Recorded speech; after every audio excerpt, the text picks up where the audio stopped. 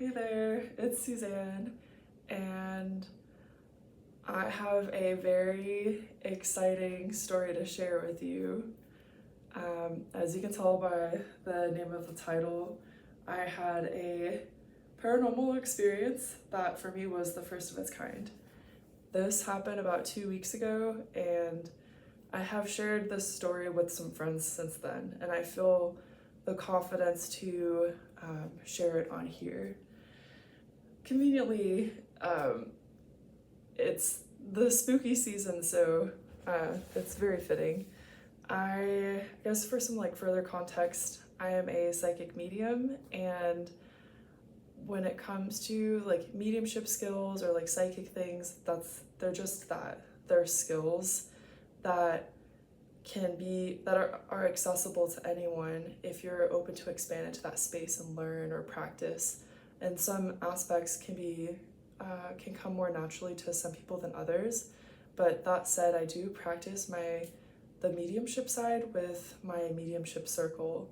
And it's with my mediumship circle that I went on my very first paranormal investigation. So there is a large property, lots of, I don't know about acreage, man, but lots of lands with some houses and things on the land that have energy attached to it and hauntings. And this property, they host a paranormal investigator once a month to invite the masses who want to participate and conduct an investigation together. And so the property itself, with the homes, they have a dance hall, for example. They have actual residential homes. And keep in mind, all of this is from, I believe, the 1800s. I'm not too good with timelines, but that kind of era. And they also have a spooky looking chapel and just lots of land. So my friends and I, we go to meet up with the investigator, and we're also met with a larger group of people. The investigator equips everyone, or I guess not everyone, but they do have tools for us to use, including EMF detectors, electromagnetic frequency or field detectors, and dowsing rods, and lanterns so that we can see where we're going since it was nighttime. So my friend got some dowsing rods, and I did too. In our little circle, we had an EMF detector, and so we were guided to some of the properties, some of the homes and things. And at first, I was feeling a bit frustrated because I felt closed off. I didn't feel that I was receiving any impressions or perceiving anything on that kind of spiritual front. And I was also a little bah humbug because my friend had her dowsing rods and they were popping off. Whereas for me, when I was holding my dowsing rods, they were not working. And you can establish, the yes or no's with it first. So for example, you ask it a question whose answer you already know. So I'm all right, is my name Suzanne? And I'm just did that several times and the rods were not moving. But that being said, it was really fascinating to see them work so effectively with my friend. And we even had a really cool Q&A session through them at the chapel at one point. But either way, that's kind of how I was feeling. I was feeling a bit closed off.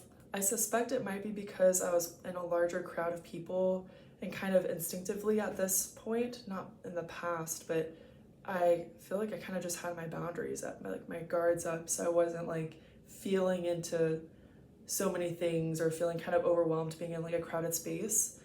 So that's what my assumption is, but it did pick up whenever we were separate from the group, which was cool. And it did pick up even more later, which I'll get to.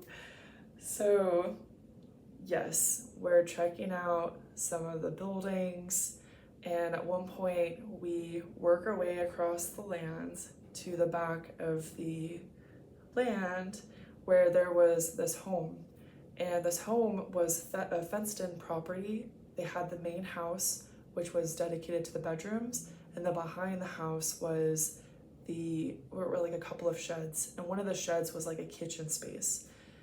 This home was owned by a very loving family. There was a couple who had 7 children, I believe, and there was a lot of love with the relationship, is what we're told. And so we're kind of hanging out in like the main house, and I honestly don't remember what the investigator said about that, but like shit got crazy as we kind of worked our way to the back of it towards the kitchen. That's where things got interesting. So we're behind the house now, and we're kind of in some grass, and the investigator brings our attention to the kitchen. This kitchen area, there's like a door, and there aren't any windows facing us, but the door is closed. And according to the investigator, that kitchen has a history of, people will come in with their cameras or iPhones or Androids to film the setting, and then mysteriously their footage would stop filming, or their camera would stop working, as if something's in there and doesn't want to be seen or filmed. And so with that, the investigator took to the back side of the kitchen to go inside and unlock the door for us so that we could peer in and look around. And we weren't allowed to go inside of the kitchen, but there was like a little chain like divider thing so that we couldn't cross, but we could lean in. So at one point I approach and I lean in and I take it all in. I'm like, yes, like this is a kitchen. And I noticed that there's like a stove in to my right, and then there's a table and like a couple of chairs to my left. And then immediately to my right is like an open doorway, and through that doorway was like the other third of that shed, and in there was like industrial equipment, from what I could see with like the light reflecting off metal and things like that. It could have been like, I don't know if it was tools for the kitchen or for like tending to the land, but that's kind of what that was my impression.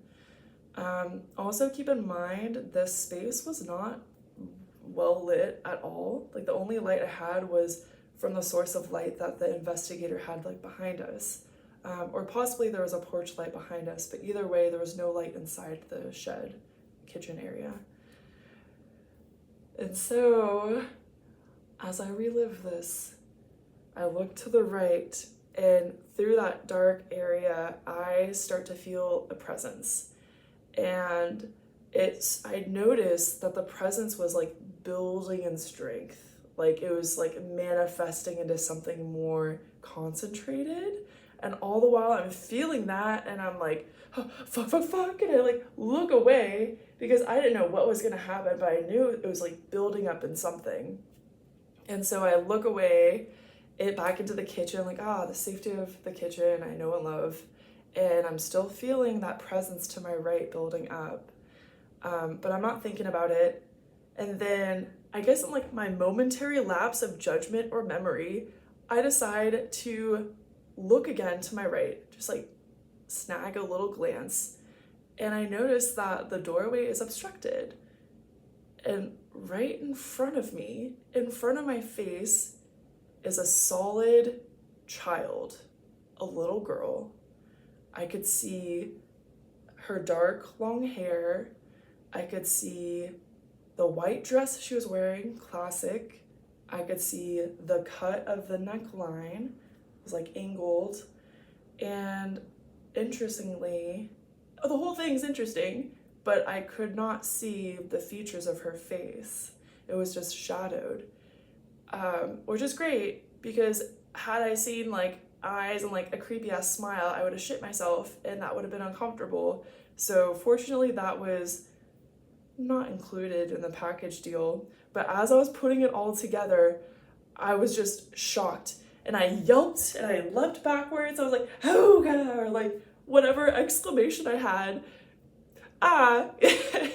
And I jumped back and then I spun around and I met with my friends. I'm like, oh my God, you guys, like I just saw a ghost. I just saw a spirit with my physical eyes.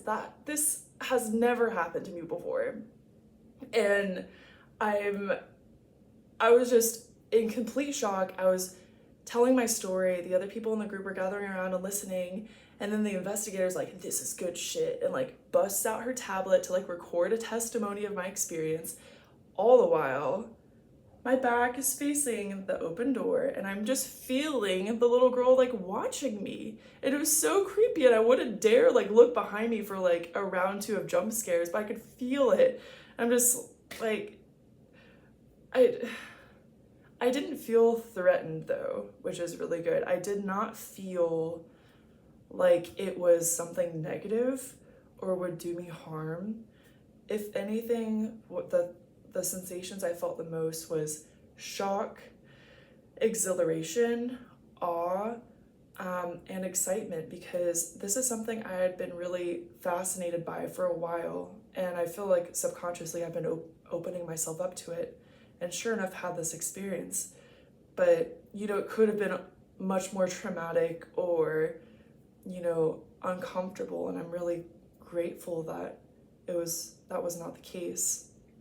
So I shared my story and everything, and then, you know, we left and continued the rest of the investigation, had our cool Q&A in the chapel, and even felt more into like another property there. There was like another house that was not included on the tour that like was bad news bears. Like it just did not, it felt like something bad happened there.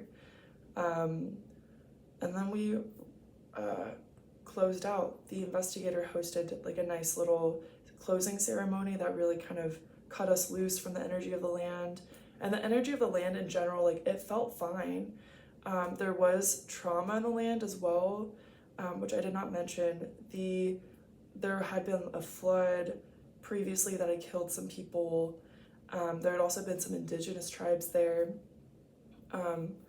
In regards to the land, because the buildings themselves were actually not originally from the land. They were located from somewhere else.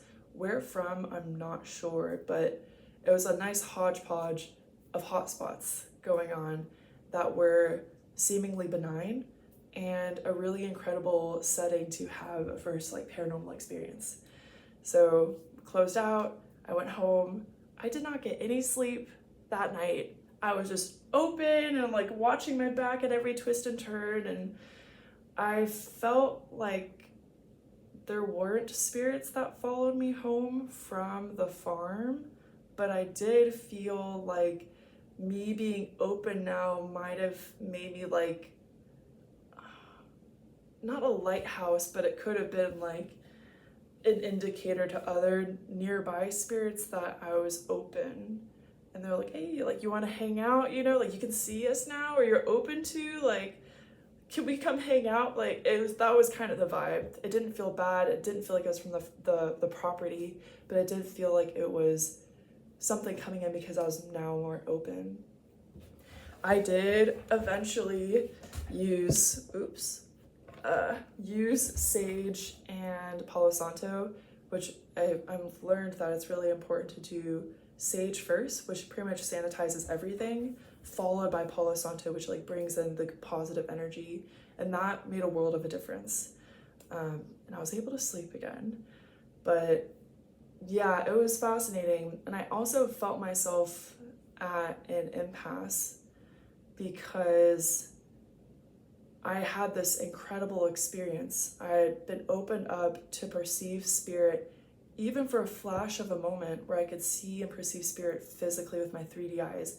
To me, that is one of the most, if not the most validating form of perceiving spirit, because seeing is believing, right? Like, I was starting to think, like, does a decision have to be made here? Because imagine how helpful with giving readings to people, connecting people to loved ones, and showing them that there is more to life after death, through the validation of like describing features of what I'm seeing of their loved ones or things like that, like how powerful that could be, how helpful that could be. it's a gift. It feels like it was a wonderful tool, I suppose. However, in the same vein, there's the black and white thinking of, if I open myself up to this, then does that mean I'm going to perceive spirit all the time and just get like jump scared every time I like get up to go to the bathroom or go drive my car or go to bed in the safety of my own home and I'm just seeing spirit? But that's spooky and I don't want that. And I recognize then, like, and this was with the help of one of my friends as well, is it's possible to set boundaries with spirit, like, and be conditional about when I see spirit, like turn it on when I'm doing readings, turn it off when I'm not, type of thing. And that was really helpful advice. And I truly believe intention is at the base of everything, especially with spirituality. And however, I was very much so in a place of fear to kind of consider those options. So I decided to close myself off to it for now until I'm in a place where I feel more comfortable expanding into that. And I set the intention with spirit, and I set the intention with all of that, you know, should this boundary be respected and things like that, like I'm just gonna express that. And I haven't seen anything since, but I do feel a lot more stable and hand over heart, like really grateful for that experience, because I've had experiences that got me into psychic mediumship in the first place that, I mean, there's always the fascination with the unknown, but I've had experiences that have validated that this stuff is real. And in comparison to this, like, this kind of just gives all the more validation of this stuff because I physically saw a spirit. Oh gosh. And I realize I'm leaving out an important aspect. So back to when I saw the spirit of the little girl, my friend was there with her popping off like dowsing rods. And she even connected with the spirit of the girl to say, "Did you show yourself to Suzanne?" And it swung to yes, like pretty quickly. And we got a list of the names of the children who lived there from the investigator. And there were 3 girls, there were 3 daughters. And so we went through each name and my friend used her dowsing rods to kind of like figure out what the name of the spirit was. And so the investigator was like, well, we've got Sarah, and the rods were like, nope. Claire, nope.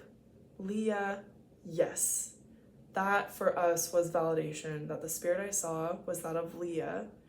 And interestingly enough, Leah lived to be an adult. I could be wrong, but I believe she had kids and died in adulthood. And yet here I am having an experience of seeing her when she was a child. The investigator told us that it must have been a residual spirit and that it must have been an imprint or an expression from when Leah was at her happiest as a child, because it was a very loving home. And so I asked the investigator, does that mean it's possible for the living to have some sort of like emotional and energetic expression and leave an imprint somewhere that exists while the person is also still alive? Like, can both exist at the same time? And she said yes. So imagine that you had a super angsty phase in high school in your like childhood home, or you had really fond memories of raking leaves during the fall in elementary like I did, and that left an energetic imprint. And now the new owners of that home are experiencing the hauntings of these iterations of you while you're still just like hanging out, minding your own business somewhere else. Like, that's fascinating. And I felt that was I'm getting kind of chills here. I just thought that was so interesting to consider. So I wanted to include that bit as well. But yeah, that is the story that I have to share with you today. Just in time for the Halloween fall season. I am curious to see if anyone has had an experience or two or more that is similar, particularly in the nature of having an experience with a ghost or, you know, spirit that was very validating to you that this is something that's real and tangible and happening. I would be really curious to read your stories if you feel comfortable and it feels right for you to share. But other than that, thank you so much for listening and for watching, and until next time, bye.